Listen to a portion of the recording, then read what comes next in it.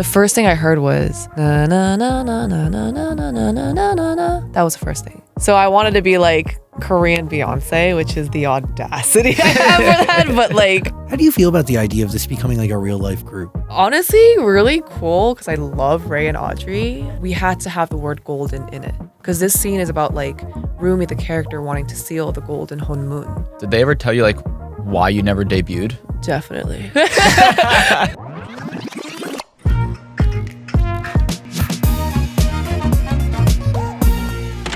Hi, beautiful human. I'm Zach, that's Santa. We welcome to the studio one of the stars of KPop Demon Hunters. Say hello to Ejae. Hey. Hello. Hi. You are so deeply fascinating. Thank you. I mean, let's just say it. Yeah. Not only are you one of the voices in KPop Demon Hunters, right? But you are also one of the two songwriters who have brought the hits that we have grown to know and love to life. Oh, thank you. It is... And you've been playing this game for how many years? How many decades? Well, in the music industry? Yes. I don't know. My math is terrible. Like since 11, 12. I don't know. It's been in it for a long time. And I'm like 33, so long time.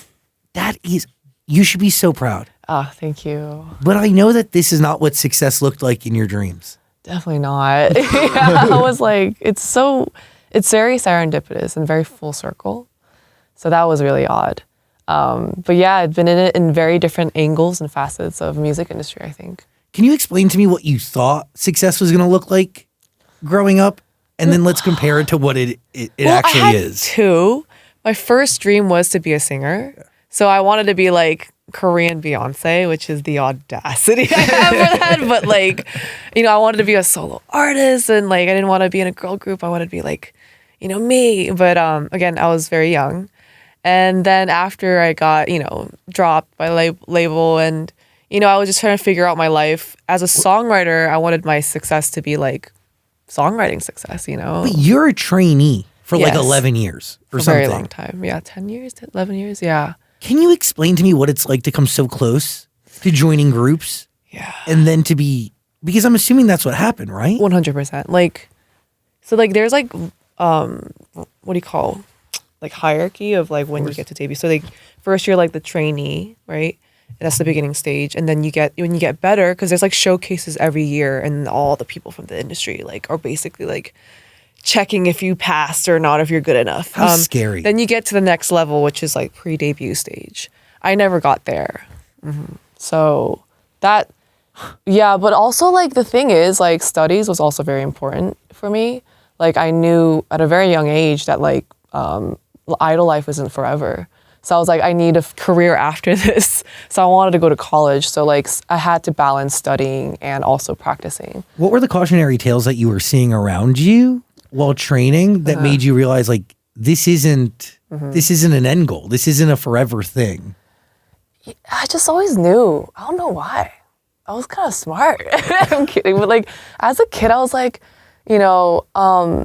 it was always like a thing, like idol life isn't forever. And you also start young. So I noticed, around mid-20s is like kind of where you kind of do your own thing after idol, right? So I just always knew that, being in the training system, it's not all happy. It's pretty hard and very sad.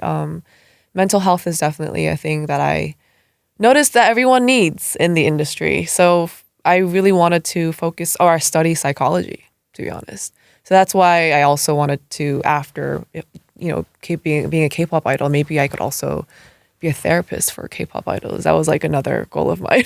That's an amazing mission. Whole thing planned out. Well, because firsthand, because the reality is like, it is a emotionally taxing thing. It is. And for so many of these people to give up 100% of their lives, I'm not 99, not 99.9%. You give up quite literally 100 to 105% of your entire being. Yeah, in every way. And to come so close so often to what fame could be like, and then to just be thrown back into the system. Yeah. It's mentally taxing. Yes. Exhausting. Sure. You have to question your worth. Yeah, but the thing is, like, I also saw, like, fame is weird because again, it looks really flashy and glittery, but behind it all, it's not. It can get really ugly. So I think I got kind of scared of it while training because I've seen the ugly side of it. So I think after getting dropped, maybe it was a good thing for me, actually. Why don't you think it ever worked out? Did they ever tell you like why you never debuted? Definitely. They were like, because again, it's a business, you know what I mean? So they're, the thing is, like I said, right now, like I get why completely. I wasn't that good at singing at that time. I really wasn't. I honestly got to my singing level now because of songwriting. I've been writing for K-pop. You have to do so many different genres. So I had to like really go like vocal gymnastics with my vocals. But I think during that time, it was, first of all, truly it was my height was another thing. Interesting. And, SM has a very specific vision and sonic sound, and I just didn't really fit that. And so like, again, I completely understand. I don't have any hard feelings about that at all, to be honest. So are you grateful for the time you spent in training? Yes, 100%. I mean, it was hard, but I think it got me here. If you can do that, come on. I mean, kinda. Y'all should try it. No, but and again, like it's not like doing it for a day or a week. You did it for 10 years. Oh, it was like very early in the morning or right after school. I was there till like midnight. Yeah, it was memories. Do you use what you gathered as it relates to knowledge 100%. while creating today? Like that's the thing. Like what I'm grateful for is like when I'm writing too for K-pop, because I was a trainee and knowing that choreography is really important. When I'm writing, I'm also thinking about choreography or visually or the concepts that the idols like would be good at, So that helped a lot. And obviously for K-pop Demon Hunters, it 100% helped, like on so many different levels. All right, we'll get into it. Yeah, absolutely. The whole thing is too good. Okay, so you end up parting ways with SM, right? And then you go to America. You consider yourself Korean American, but you were born in Korea, right? I was technically born in Korea because my mom was on vacation. Wait, That's no way. No, seriously, because residency was like, not residency. Like my residence was in New Jersey, but what's up? again, yeah. Oh, really? I'm from Wayne. What? Where are you? Okay. Fort Lee. Where all the Koreans are. I didn't want to like say it, but like No, truly, it's all the great Korean food there. But the best Korean food and also the best proximity to New York City. Yeah, 100%. Tucked right next to the bridge. Yeah, New Jersey has like best Korean food in the East Coast, I think. That is true. My big statement. But yeah, and sorry, what was the question again? You consider yourself Korean Yes, American? I do. I was born in Korea because also it's more affordable to give birth there, which I'm thinking about too. But yeah, Wait, you're truly. thinking about that? Oh, absolutely, I'll give birth in Korea. Okay, yeah. It's just more affordable. But yeah, and Wait, cut to like you probably have made more money in your life over the last 6 months than you've ever made ever. I mean, who knows? Yes, I guess. Yeah, let's talk. Yeah, come on. Well, royalties come like a little later. So you'll get it in like 5 months from now. Yeah, probably. And then you'll never talk to anybody ever again. Yeah, well, you know what? Yes. I'm kidding. No, but I like that we're focused on saving a penny when it's time to. Yeah, 100%. image. Yeah. I just like it there too. It is an amazing place. I do. The system's really good. The way they do for childcare is actually amazing. Yeah, well, the way they care about people Yeah. and they prioritize people is But exceptional. postpartum care is amazing there. That's why I want to go there. So was it a fluke or did your mom plan to have you in Korea? Kind of both. It was like, I think she was always planning to give birth in Korea. That was always the plan. But immediately, like after like 6 months, it was like the legal age to travel on plane back to New Jersey. So my life is always back and forth in Korea. So when do you go back again after you go to New Jersey? Like are you? So I was like in Jersey till I was like 8 years old. So like birth, it's 6 months to like 8 years old. Back to Korea, like second grade elementary school. Stayed in Korea till high school. Then back to New York for NYU. Tisch. Yes. And that's how we get here. So you part ways with SM. Yes. Well, no. Actually, no. I part ways after graduating college. So you're still a part of their program even while studying. That's why I couldn't make music during college. It was kind of Whoa. dumb. Like, I don't know why I should have more, but I wasn't allowed to. Why'd you choose? Did you still hang on to this hope and dream of becoming a K-pop idol? Is that what you stated? Well, yeah. I mean, I thought I was going to debut, so I graduated early, and and then I got dropped. That's why I was like, yeah, kind of hurtful, but it was so good. Okay, so you go to Tisch. You still have in the back of your mind a hope and dream of becoming an idol. But 100%. you embark to study something new, right? Which is songwriting. And that's not something really covered in trainee. No, I mean, it was crazy. Like, I guess like, weirdly, like that was the only school I applied for music. Everything else was psych. Like I want to do psych. So I double majored in NYU psych and music. Well, I love psychology. It's fascinating. But weirdly, I didn't really do much at Clive Davis, which is really unfortunate. I really should have taken advantage of it more. But that's because, again, I was, contracted to debut. So I wasn't legally allowed to release music, which was the whole point of the program. So it was kind of a waste, to be honest, but not really, because I also got to meet everyone and stuff. But Emily Warren was actually at NYU at the time. A lot of people.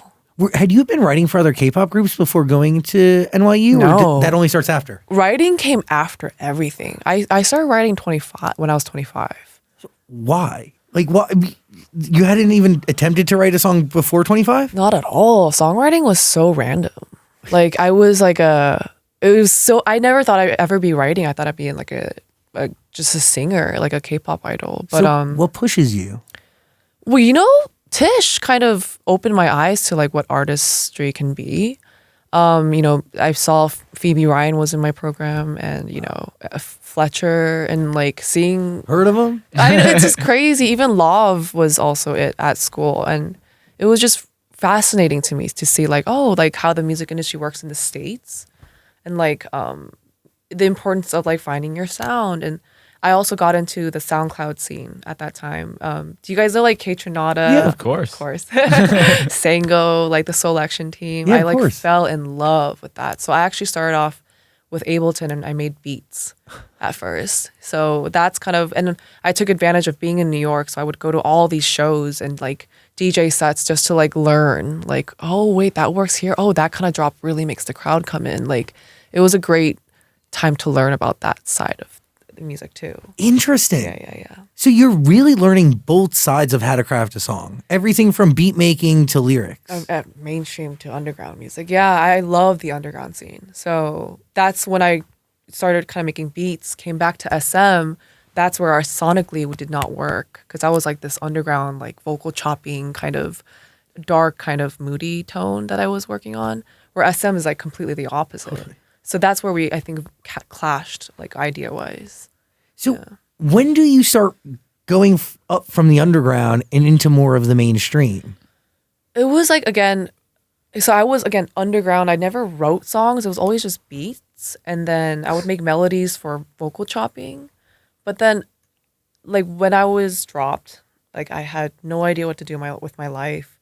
So I had someone who casted me, and she was, like, trying to, like, make me into an actor. But at the same time, she was like, you should also sing for Korean dramas, like OSTs. And I met like producers through that. And they would ask me like, hey, do you make music? And I'm like, I make beats. And then I would show them my beats, and they would be like, oh, like come into the studio. And I'm like, okay. And then I came in, and they're like, oh, this is a track. You want to like make a melody? And I had like this love-hate relationship with K-pop at that time. So I kind of was like, fine, like what does a K-pop song sound like? And I would like make a melody for fun. And that day, the song got cut. So again, I didn't know what that concept was, but like, yeah, they're going to use it to release a song. It's going to be her single. And it was a pretty popular artist at that time. Her name was Honey from EXID. Yeah. And that was my first ever song written in my life. Wait, what? And it got cut. So that's when I was like, oh, this is maybe a skill I have. And I also fell in love with it because I had an ex-boyfriend at that time, and I like wrote about it, and it was very therapeutic. So I was like, oh, I can make money with this? That's awesome. Like, so when you're making beats, are you hearing it in your head before you take it to an instrument? And like, what are you working on? I think like, yeah, I don't play instruments, but I use the keyboard, and I'm more like sonically, like I know how to make harmonies. So I was like in an a cappella group too. So that's how I make chords, is just sonically. And I would just like put it in and find sounds that I like. That's how it made beats. It's very like backwards. And you'd write a record. Would you, when you start, like, do you write only from your reality but channeled through somebody else? No, when I made beats, it was like more like a personal diary, just like sonically what I liked. I got influenced by like K-Tronada sound and like it was more like that, but I never like honestly never went professionally with that. Making beats is hard. Like I'll go back to it for my own sake, like for fun, but I'll never do it for other people. But lyrics. That's again top lining and lyrics that happened when I accidentally wrote that song and it got cut. And that's when I found like, oh, I like this more when it comes to the mainstream world. What do you like about it? Or what do you like about it more than what exists in the underground? Well, beats is just more personal. I don't think I'm very real with myself. I don't think I'm really good with like mainstream beats. Like making like a song with it. I just kind of go with the flow. Okay, so like let's do this for the sake of comparison. Teddy Parks and you, right? Two totally different producers, Very correct? much so, yeah. But you clearly took his beats and you created the most incredible top line and most incredible lyrics to it. Thank you. Oh, yeah. What is the difference between the two of you, and why don't you think you could do that? Production for pop music is a whole different game. Like, you have to be able to create like chord progression and like sound that gives space for the singer to, or top liner to make a melody over it. Like, it has to be catchy, it's hooky. I noticed that you have to find sounds. It takes a long time. And production is just really taxing because like, again, you have to like mix it. It's a whole other thing. So instead of doing that, I realized I'm more flexible and more versatile with melodies. Because, you know, singing is my main instrument. And that's how I even make beats, too. Like I said, I'm not really good with chords. I have to, like, hear with my melodies in my head. So that's kind of why I focused on melody writing and top lining for mainstream. Yeah. So interesting. I just like making melodies, too. Hooky melodies has just always been fun. I just love that, like, it also came 15 years into you training and performing and studying and learning how to be an overall performer. Thank you. Yeah, I mean, it's definitely helped. I mean, I also think it's funny that then you write Psycho for Red Velvet, who's a part of SM, right? Yes. So what was it like going back in there and being like, look who's back? It is weird. Yeah, I bet. It's a different team, the writing side. It's weird because when I was training and I was telling you I was making beats and I was trying to show SM like my beats, but it's so different from SM sound. I was like, hey, is it possible to be part of like the song camps? And they're like, no, you have to be really good to get in there. So I was like, oh, okay. So I never thought I'd ever be in SM song camp. And then I got in, you know, and that was my first song camp I've ever done in my life. And Psycho was actually literally the sixth song I've ever written in my life. So I think that's when I realized, oh, maybe I have more of a skill set here than than performing. Can you realize what makes these songs that you're writing so good? I don't know. Is it? Thank you. I really appreciate it. But I think for me, I try to make it good. Yeah, but like, what is the secret sauce? Like, okay, let's dissect Golden for a second. I think it's melody. For me, it's always been melody. Once you find, and I truly believe this, when I'm writing a song, for me, oftentimes I would have the track given to me, like the beat. I always know that whether it's verse, pre-chorus, or hook, there is always the best melody for that section. And I always try to find that. And it has to be a melody where you can't think of anything else. You're like, you know what, that's it. And that was when I wrote, you know, when Golden, that's how it happened. Like, it kind of happened so fast. And I notice the good melodies come out when it happens really fast. And Golden's hook melody came out instantly. So, melody. Where did it start? Again, inspiration from the track. Usually if the track is really good, the melody comes out quite naturally. Can you hear the lyrics in the track, essentially? No, well, the thing is, the difference with Golden is, like, it's for a film. So, like, the directors already give us a guideline of, like, what this scene needs. So we had to have the word golden in it. Because this scene is about, like, Rumi, the character, wanting to seal the golden honmun. Like, making the honmun gold was the goal. So that's kind of where the inspiration came from lyrically. And then melodically, we had to create a melody. Again, Maggie, our director, she wanted something where it's a melody like scaling upwards to be a metaphor of her wanting to reach for that goal that seems so unreachable. So that was all strategically done, you know. It's just I got lucky that the melody was good too. So what melody did you first start humming in your head, or like what do you when you hear, like, what's the first thing that comes to you? If we're golden, Yeah, that one, it was, again, I'm sure, I don't know if you heard, but like it was on my way to the dentist. Yeah, we heard the story. Yeah, it's so crazy that it was for my gold filling too. It's weird. yeah. Serendipitous. But yeah, the first thing I heard was na na na na na na na na na na na na na. That was the first thing. And then I like kind of like kept humming more things like That's all I hum. It's in my head. and that was, and then I like the whole hook came out melodically really fast, and I had to record it in my voice memo I have. So once you have that down, when do you figure out the lyrics? Well, what's really cool about this is like, again, how serendipitous it was. Everything just like kind of happened so naturally, organically. But I got in. So after that, got my gold filling, came ran home. I'm like, I have to record this cool melody. And I had a session that night, and my co-writer Mark was who was my co-writer. He would focus on lyric. So he had a bunch of like lyrics like down on his notes. And I had melodic ideas too. And I also had the idea of golden because I kept repeating, golden, chosen, or something like that. And I would lay down the melody, and I had verse melodies too. And I would give him options. And oftentimes when I write, I like to, because I also vocal produce, I lay down all the harmonies before too, whatever I hear. And I show him. And then he heard the melody and instantly was in love with it. And I'm like, golden. And he had, oh my God, Ejae, I have gonna be golden. He had like a different thing he made. He goes like, gonna be golden, gonna be. And I was like, it was meant to be. So we put that in, and I knew I was a singer, and it sings so well. Gonna be golden. And that's how it was birthed. It was a great moment, let me just say. Yeah. When did you realize that this song was way bigger than any one human, any group, even any movie, to be honest? Well, when I realized that the song was good, like when we finished the song with Mark and I, like again, the melody, every structure happened really fast. I remember hearing it after we were done, and we're like, this sounds like a smash. Like, we're like, it was a hit for us, but we didn't know if it would be an actual hit, like in real life. But once it started charting, that's when we're like, oh, wait. And it got to like in the top 10 of Hot 100. That's when I'm like, okay, something's happening. And yeah, honestly, still weird right now. And I think it's been there ever since, to be honest. It's so weird to me. I can't believe it. I feel like it's not real. Yeah.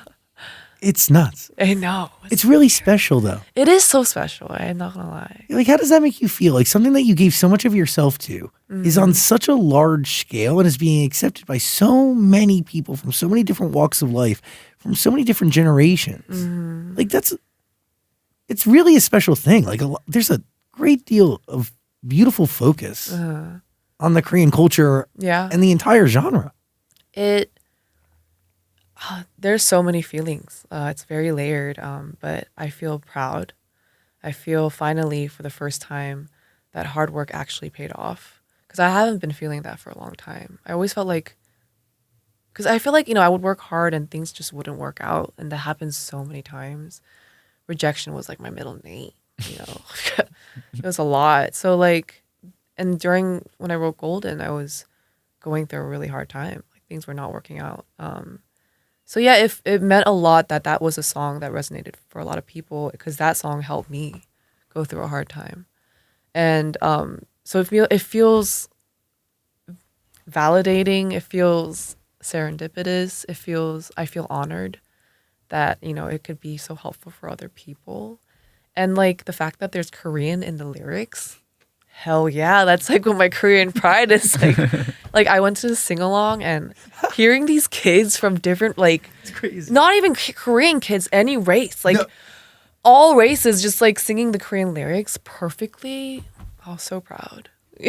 You really are this incredible testament to consistency. And like this idea that if you really don't stop and you really just keep working and you truly are talented, It's going to fall into place. Well, you know what's so crazy? It's like the talent isn't like, oh, you're born with it. No. I worked my butt off. Like, I kept, like, everyone's like, oh, how did SM drop you? You're good at singing. I was really not good at singing, guys. Like, my singing wasn't, like... They cited your raspy voice, right? Sorry? They cited your raspy voice as a I reason. had a very raspy voice, but I didn't know how to control my raspiness. That's why I kept cracking. And also, I'm not gonna lie, like, SM did want my voice to be cleaner, which was really hard for my vocal cords. So that's why I couldn't find the right balance. But songwriting really helped me find my voice. So, and Golden helped me find my range, which is crazy. Yeah. Because dude, the range is nuts. It is nuts. I don't know why I did that to myself. So is that a strategic thing? Are you thinking about putting in that high note, or is it something you feel in the moment?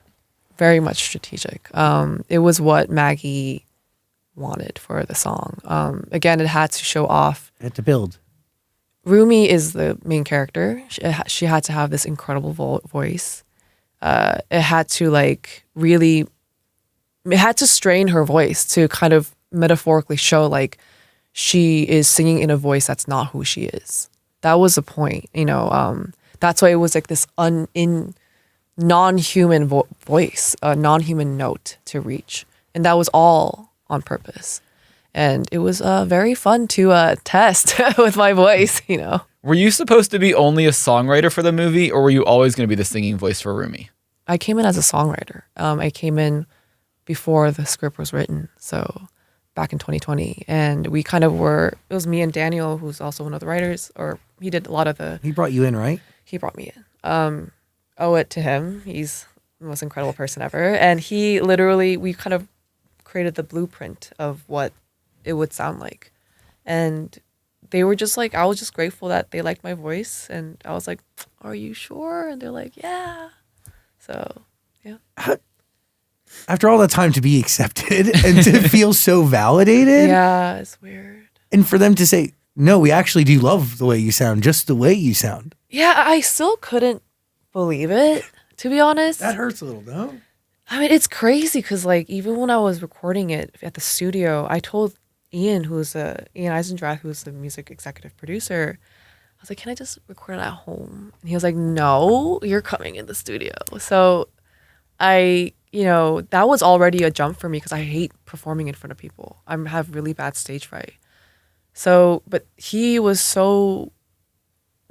just, it's like he made me feel so good about my voice.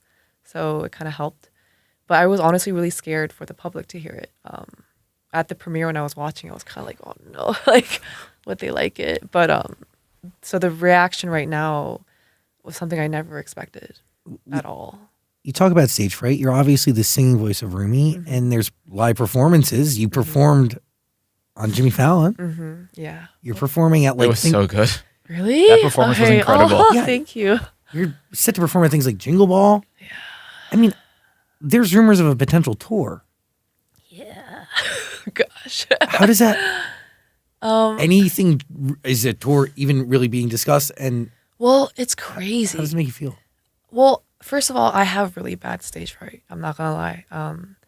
Jimmy Fallon, I had a panic attack before. No way. Because it's so crazy. I think I only told it in Korean press, but like, I lost my voice that morning. From nerves. Not just nerves. We were doing so much press, and I didn't know how tired my body was. So my lungs were just exhausted, and I did not know how much.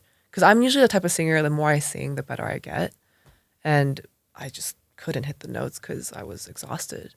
And I remember I never in my life, while singing Golden, I never cracked at Born to Be.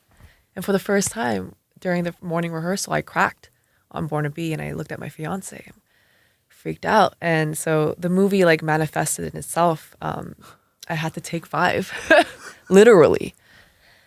And I remember like going in, and I was like crying, almost in tears. And Nick, my manager, and my fiance was kind of like snapped me out of it. They're like, Ejae, this song is bigger than you. It's not just about you. It's like what you did with this song. Like it helped so many people go through a lot of things. So stop focusing on hitting the notes. Let the lyrics help you. Like it helped you. Like focus on the lyrics. And I was like, you know what? You're right. I was too obsessive about like hitting the notes. And I think that's when it clicked and I locked in. And you can see me going like, how was it go? But yeah, that was a really cool moment. How do you feel about the idea of this becoming like a real life group? Honestly, really cool because I love Ray and Audrey. I love them so much. And you guys have very similar paths. Yeah, we do. To a certain degree. I mean, this has all been in a weird way, like a dream, but then the dream's diverted at a certain point. We all like had a moment where we wanted to give up. But yeah, I feel like everyone, like I truly believe in everything happens for a reason.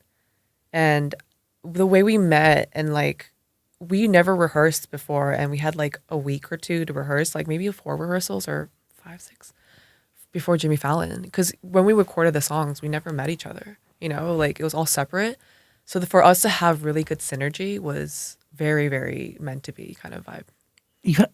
How many times have you tried to put on a girl group with a bunch of other people and realize instantly that you don't have the chemistry and sonically it doesn't work? Oh, that happens a lot, right?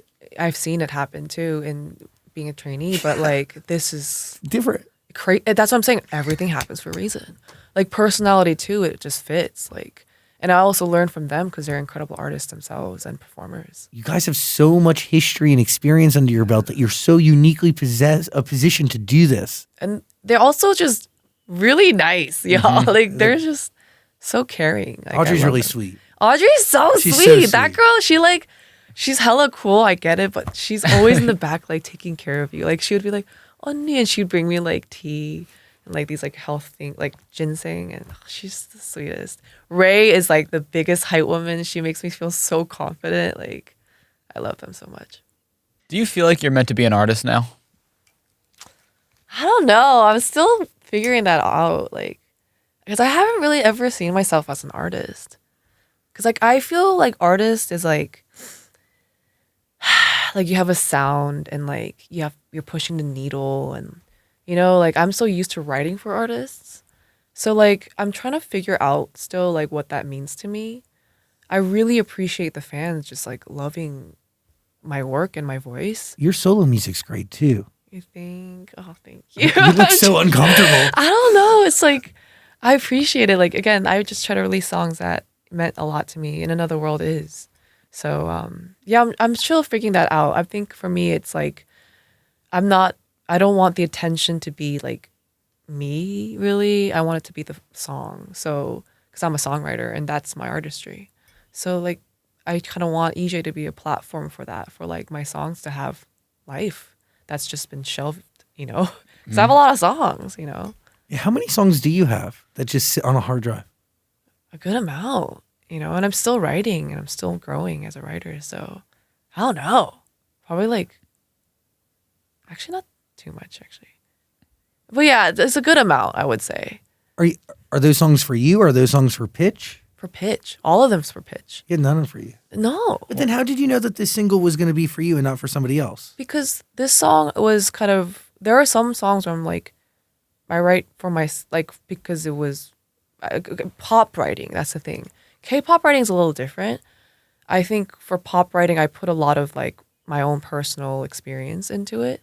And during this session, like I was going on a break with my fiance, and that's where it came out, the idea. So pop writing and K-pop, again, very different. I think with pop writing, I focus more on personal experience. Is it my phone? Wait, somebody's phone's ringing. So like, how are we hearing that? That is like the weirdest sounding vibration I've ever heard. Hey, sorry, that's my. We're gonna just put it up. Okay, no. Sorry about that. So how long ago was In Another World written? 2 years ago? 3 years ago? And were you ever going to release it if it wasn't for the success of K-Pop Demon Hunters? No. It was going to just be given to someone in the future. It was a sync song, like for a movie or a film. But yeah, I was never planning on being an artist at all.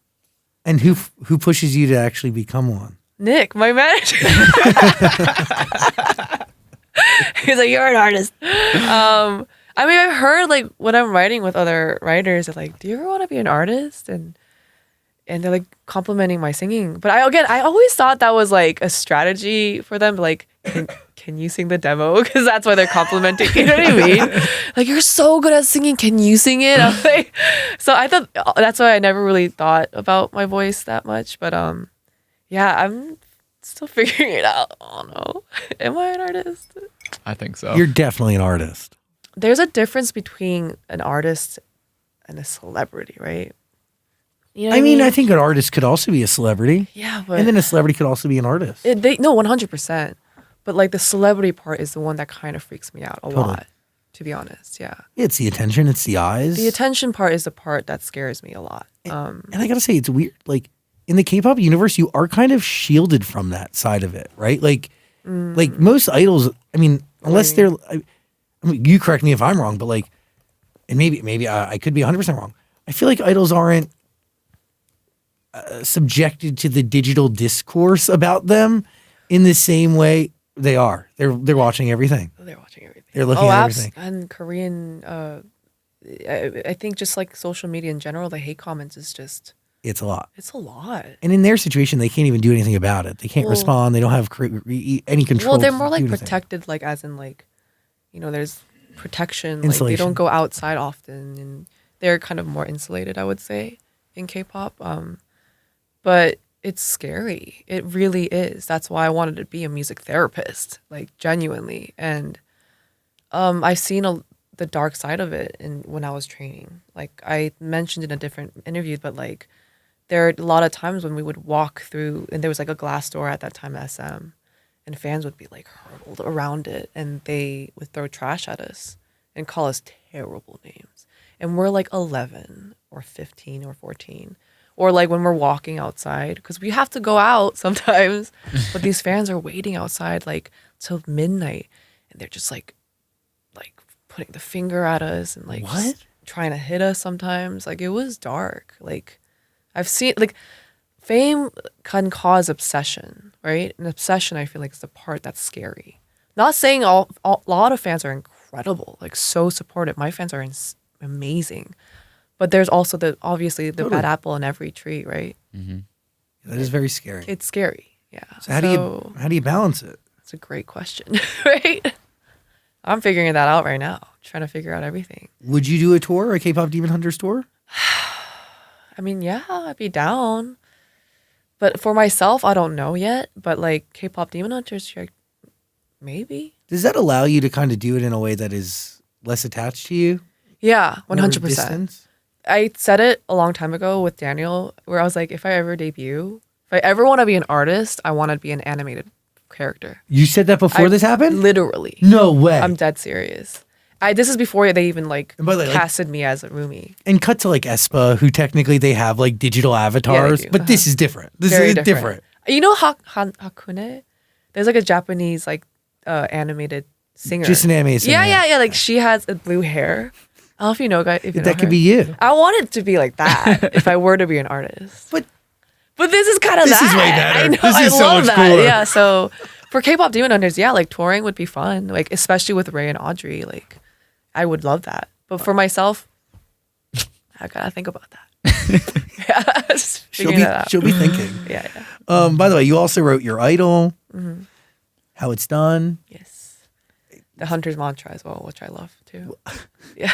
Did all these songs come as, I mean, not easy, but like as easy as Golden? Like when you first heard them, did you have ideas for them immediately? No, it was really hard. Really? Yes. How It's Done was the hardest. Why? There were so many different versions because it's the first song, right? It's like so much pressure. It was the airplane scene. It had to be catchy, but also like introduce the girls. Like there were so many different versions for that song. But like, oh my God.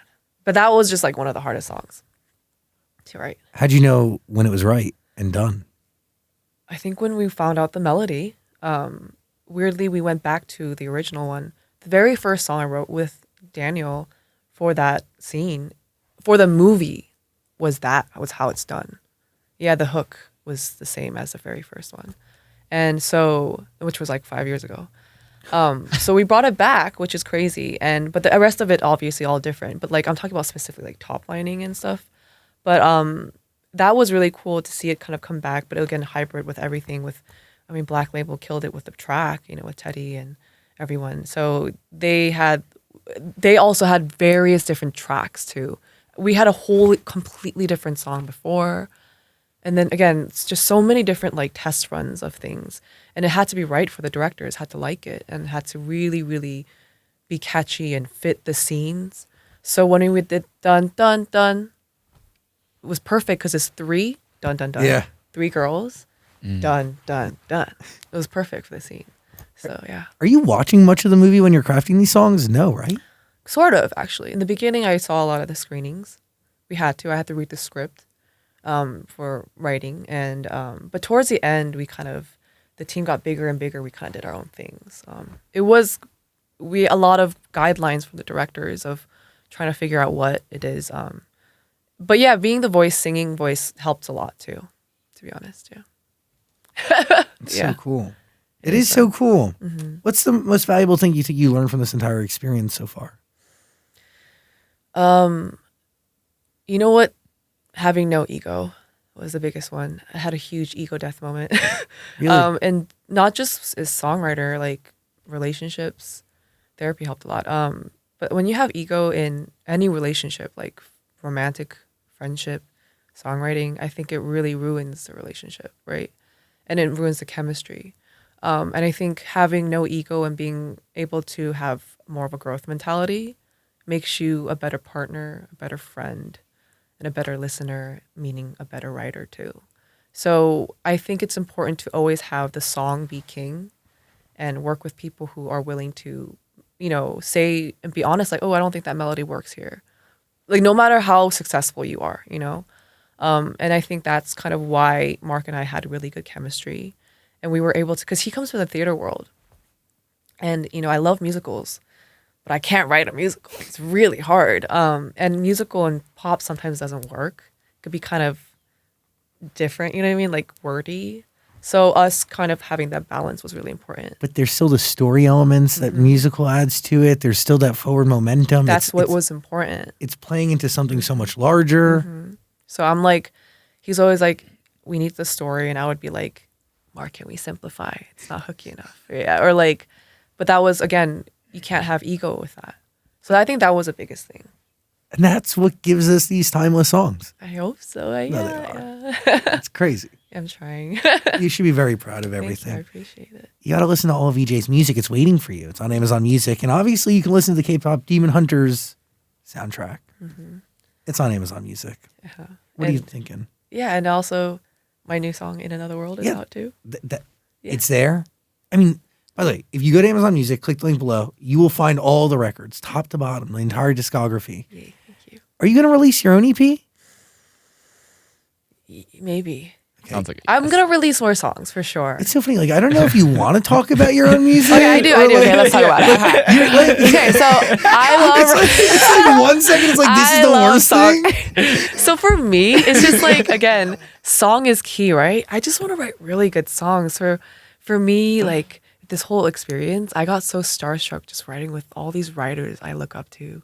Like, like John Bellion, and like, I want to meet Julia Michaels, Amy Allen. Like, I'm just excited to write and just write songs that are just awesome. And if I could use my vocals as a vessel to sell this song and like help people connect with the lyrics, then mine is, please use me as an artist. That's like kind of my focus. Got it. So you only want to be used as an artist if it means you can write a song. Like if like this, I always say this, I want the songs to be the pop stars. Totally. Yeah, you know what I mean? Like, when they're like, when you're like, I know this song, but like, oh, you know this song? Yeah, I know that song. Or I would be like, oh, do you know this artist? And they'd be like, oh, no. No, but I would sing their song. You know the and song, like, oh, not I know the the song. artist. Yeah, Totally. yeah.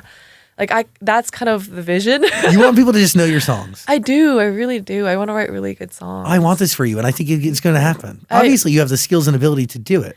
I do, I guess, but I'm still learning, guys. Like, I'm not... You should never stop learning. I still am learning. Like, right when I signed with, American Publishing, I just wanted to focus on, pop writing as well and still learn from these amazing songwriters. And in the midst of that, KPop Demon Hunters happened.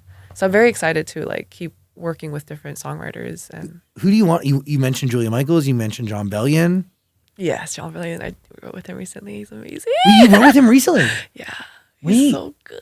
He's the best. He's incredible. Wait, did you go to Long Island or did you write? Yeah, I did go to Long Island. Wow. Wait, so what did you write with him for? It was just writing a song, like whatever we feel, and he's just so good, like so talented. It's sick, isn't it? Oh my God. And he's just an amazing person. So humble and grounded. So who's in the room? Do you go with anybody or is it just you? It's just me and him, and Ten Rock was there, and there's like a bunch of different producers were there. Yeah. But like, and like, I really, the dream is, Max Martin is definitely a dream. He's a great person. Like, I don't have to write. I just want to like be there and just see him do his magic. Like, I want to hear his melodies.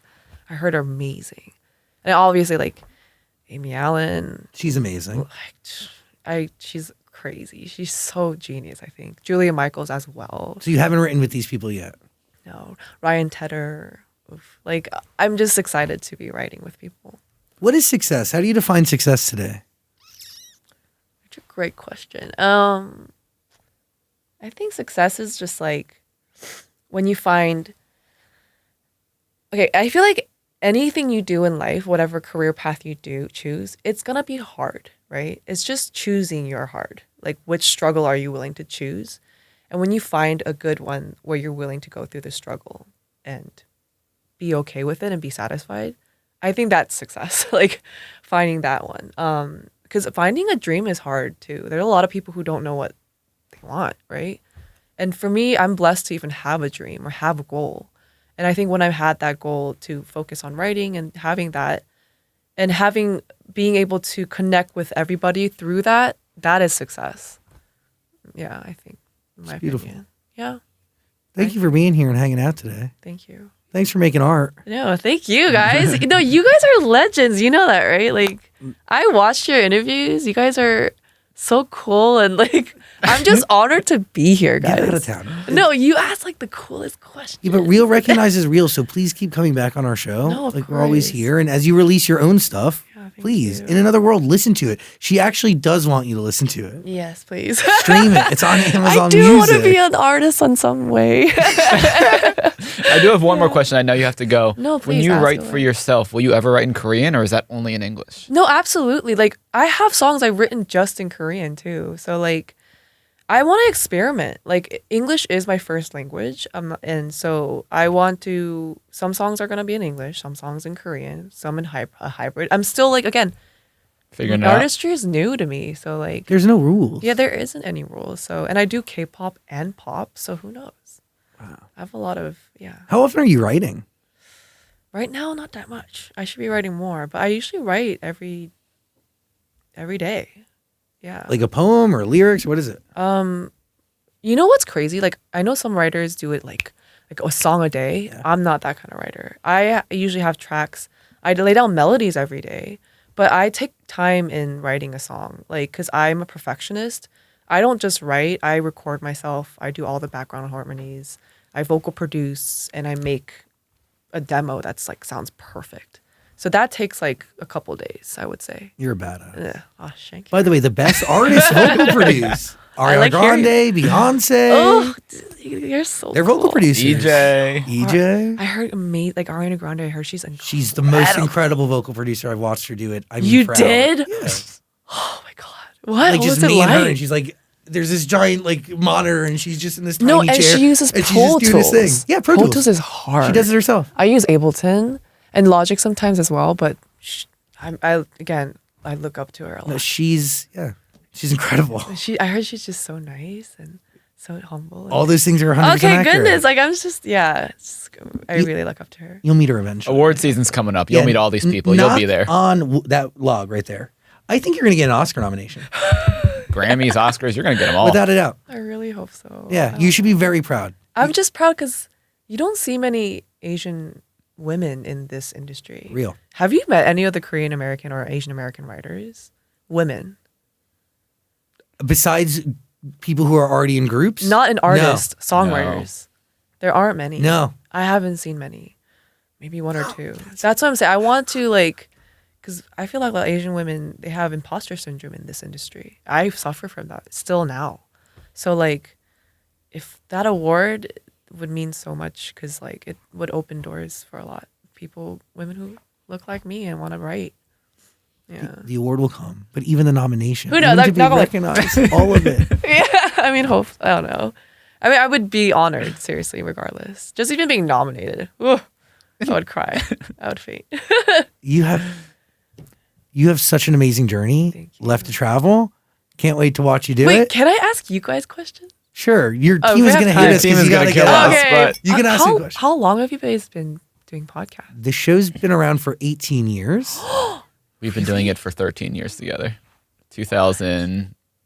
We met in 2012. 2012. We met probably August of 2012, and we would start the show around September. And was this always something that you wanted to do? I started as a party DJ in middle school, and I didn't have many friends, but radio was like the gold standard of friendship. You just listen to the morning show and hear them connect. Yes. And the second I was able to, I figured out how to make an internet radio show. And I did that for a couple of years, and I worked for an internet radio startup. Then I worked for Nickelodeon, and then we met. You did? Yeah. Wow, Nickelodeon. Yeah, you have a great voice. Thank you. It's a very great podcast voice. That means a lot. Yeah, no, seriously, y'all are killing it. Love it. Thank you. Real recognizes real. No, I appreciate you. It just makes me. It's very cool that you watch our show and you get to know the artists and producers that you admire, and then you work with, and maybe you learn from them. Yo, you guys have no idea. I'm a huge fan, so I'm like starstruck right now. Please keep coming on. You're so great. You should be proud, and your parents should be so proud. Oh, they are proud. They are very proud. Your parents probably are super proud. Sister, my parents ain't singing my song. My parents ain't turning on the radio, and it's on literally, they're playing your song every 32 minutes on every pop and hot AC radio station. What? From coast to coast in this country. No way. It is everywhere. I still can't believe it. I think I'm dreaming. Okay. But yet it's just the beginning. Yeah, I hope so, yeah. Can't wait to watch you rise. Thank you. No I need to work harder. No. No pressure. Right, number one, no pressure. No. They're getting angry together. We gotta get out of here. You gotta go. Yes. Keep being yourself, because it's all gonna work out. Thank you. I appreciate you guys. You're so special. Ejae, everybody. Thank you. In Another World, listen to it. There's a link below.